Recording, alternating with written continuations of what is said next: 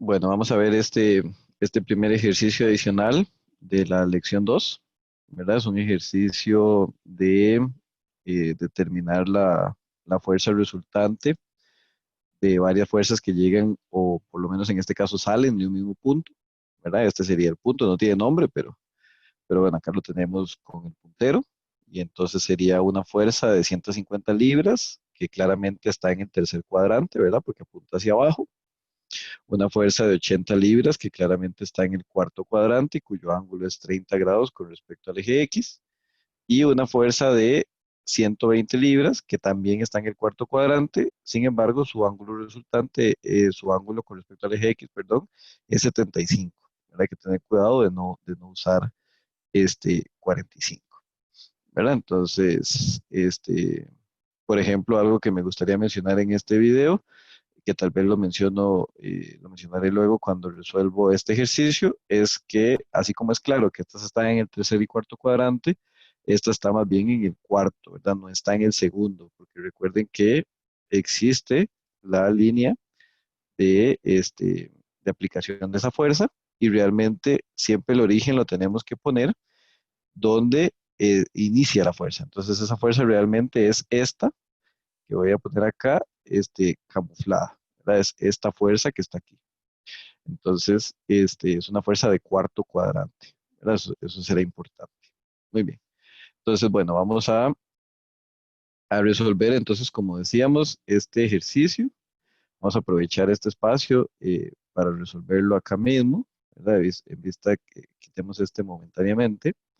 Y bueno, vamos a decir lo siguiente. Vamos a nombrar, digamos, tal vez este punto puede ser que le digamos el punto A para ver, bueno, que todas las fuerzas confluyen en el punto A. Entonces vamos a ponerle nombre a las fuerzas, digamos que esta es la fuerza uno, la de 100, más bien vamos a ponerle aquí, fuerza uno igual a 150 libras, ¿verdad? Y en este caso, bueno, fuerza 2 igual a 120 libras, y bueno, aquí vamos a poner que 80 es igual a la fuerza 3. ¿Ok? Muy bien. Entonces vamos a quitar no, fuerza uno. A ver, se fue, no, pero ¿por qué? Bueno, parece que este software siempre le da problemas cuando ocupa borrar algo, borrar lo que no tiene que borrar, ¿verdad? Entonces vamos a volver a poner aquí fuerza uno, no pasa nada. Muy bien, entonces ahí está. Entonces, ¿qué es lo primero que tendríamos que hacer? Bueno, las componentes, ¿verdad? Entonces recuerde que sacar componentes es muy importante en este curso, o sea, entender bien cómo sacarlas.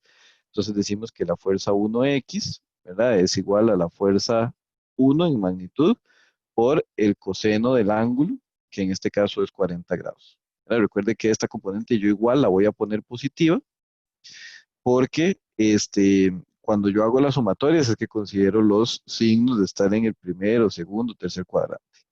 ¿Verdad? Entonces el coseno de 40 da 0,77, ya redondeado, es importante que usted redondee bien. ¿Verdad? Entonces 0,77 por 150 da 115,5 libras, ¿verdad? La F1Y es igual a la F1 multiplicado, pero ahora por el seno. Recuerde que siempre que usamos el ángulo con respecto al eje X, la fuerza en X es con el coseno y la fuerza en Y es con el seno, ¿verdad? Entonces calculamos el seno de 40 y el seno de 40 da 0,64 redondeado, ¿verdad? Entonces la fuerza 1Y es 0,64 por 150 y eso da 96 libras, ¿ok? Luego vamos con la fuerza 2. Entonces la fuerza 2 en X va a ser igual a la fuerza 2 multiplicado por el coseno del ángulo, que en este caso, recuerde, dijimos es 75, ¿verdad? Entonces la fuerza 2 en X es igual a, bueno, calculamos el coseno de 75, que da 0,26, entonces 0,26 por 120 sería 31,2, ¿verdad? Luego la fuerza 2 en Y, que es igual a la fuerza 2 multiplicada por el seno de 75 grados, ¿verdad? Entonces el seno de 75 da 0.97 ya redondeado, entonces 0.97 por 120 da 116, ¿verdad? Entonces la fuerza 2Y sería 116.4 libras. Ok, a esto tenemos que ponerle libras. Recuerden siempre poner las unidades. Muy bien. Luego tenemos que la F1, la F3X va a ser igual a la F3 por el coseno del ángulo, que en este caso es 30 grados, ¿verdad? Y entonces el coseno de 30, recuerde que da este 0.87 ya redondeado, y eso multiplicado por 80 sería 69, ¿verdad? Aquí vamos a corregir esto. Sería 69.6. Entonces la fuerza 3X da 69.6 libras. ¿Ok? Entonces, luego calculamos la F3Y, que sería igual a la F3, ¿verdad? Por el seno del ángulo, que es 30. Y recuerde que el seno de 30 da 0.5, que multiplicado por 80 sería 40. Entonces la F3Y es igual a 40 libras. ¿Ok? Entonces ya tenemos las componentes en todos los casos, ¿verdad? Para la fuerza 1, 2 y 3. Y lo que nos están pidiendo es la resultante. Entonces la resultante en X, recuerde que es la suma de las tres fuerzas en X, ¿verdad? Entonces, si yo necesito, yo tengo que sumar esta. Vamos a cambiar el grosor de eso inmediatamente, ¿verdad? Entonces la fuerza 1X, tengo que sumar la fuerza 2X y tengo que sumar la fuerza 3X. Evidentemente aquí sí tengo que tomar en cuenta los signos, ¿verdad? Entonces la resultante en X va a ser igual a la sumatoria de todas las fuerzas en X, ¿verdad? Entonces la resultante en X va a ser igual a 115.5, pero negativo, porque en el tercer cuadrante la fuerza X es negativa. Entonces sería menos 115.5 más 31.2, porque la fuerza 2X es positiva al estar en el cuarto cuadrante, más 69.6, que también es positiva por estar en el cuarto cuadrante. Entonces la fuerza 3 y la fuerza 2 están en el cuarto cuadrante, X es positivo. La fuerza 1 está en el tercer cuadrante, X es negativo. Por lo tanto, la resultante en X es igual a, y bueno, sería menos 115.5 más 31.2 más 69.6, que eso da menos 14.7 libras, ¿verdad? Y bueno, haciendo la misma analogía, la resultante en Y va a ser igual a la sumatoria de las fuerzas en Y, ¿verdad? Entonces, bueno, ya vamos a hacer esa sumatoria porque vamos a tratar de marcarlas acá, ¿verdad? Entonces, bueno, vamos a decir que las fuerzas en Y, ¿verdad? Serían esta, y bueno, finalmente esta otra. Entonces, en el tercer y cuarto cuadrante, que son donde se ubican las fuerzas, todas las fuerzas en Y son negativas, ¿verdad? Eso está claro, porque van hacia abajo. Entonces, la resultante en Y va a ser igual a menos 96, menos 116.4, menos 116.4, menos 40, ¿verdad? Todas negativas, porque todas van hacia abajo. Entonces, eso es obviamente claro, ¿verdad? Entonces, RY sería igual a, bueno, 96, 116.4 y 40, todos negativos, ¿verdad? Entonces, menos 252.4 libras. ¿Ok? Entonces ya tenemos las dos fuerzas, las dos componentes en X, tenemos la componente resultante en Y tenemos la componente resultante en X. Deberíamos de saber ahorita mismo ya en qué cuadrante está la fuerza resultante, ¿verdad? Y usted tiene que saber que la fuerza resultante está en el eje, en el tercer cuadrante, ¿verdad? En el cuadrante 3.